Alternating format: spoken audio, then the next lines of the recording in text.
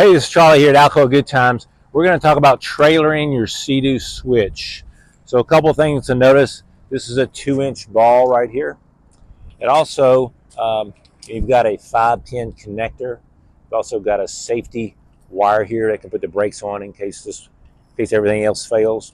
You also notice that this trailer has surge brakes. So when you slam on the brake on your vehicle, this will push in together, which will put the brakes on the trailer. So that's all well and good, because you go to the boat ramp, you're going to drive down to the boat ramp, then turn and come back up the hill, then you're going to back your boat down in the water, so everything's good. But sometimes you may be in a situation where you have to back the boat uphill. Well, the problem with that is it's going to put on your surge brakes. So the only thing you can really do is, Sea-Doo gives you a little pin in here that you can insert right in here and keep your surge brakes from being compressed. So that way I could back this trailer up a hill if I had to. Most everybody's used to using a standard winch here for cranking their boat up on the trailer. It's also got a safety strap, so there's a double strap on there. And notice the bimini on these. So when you're using your boat on the lake, obviously the bimini's up and you're enjoying the shade. But when you trailer your switch, you need to put the bimini down into the travel position. The bimini is rated for what this boat will do, how many G-forces you can pull with the boat, how fast you can go in the boat. That bimini is rated for that. It's not rated for you hauling down the interstate 80 miles an hour. It will tear that bimini to pieces. Also, when you go around a corner real fast, it's going to put a side load on that bimini. The G-forces will tend to break or stress those uprights on the bimini. So you always need to put it down into the travel position when you're trailering your Sea-Doo switch. Let's go around back. I'm going to show you a couple things in back here. All boat ramps are a little different, but typically after you put your boat in the water and you're going to reload it, you want to put probably half to 2/3 of your boards here, your trailer bunk boards, in the water. About 1/3 or half of them would be out of the water.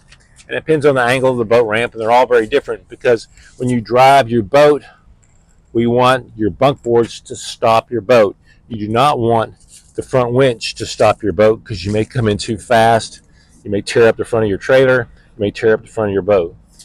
And then once that boat is stopped up against the bunks, and then you can make adjustments. You'll need to have one person in the car or truck and another person in the boat, and you would slowly back it down, maybe a little further, and then drive the boat up on the trailer, or better yet, just crank it up on the trailer.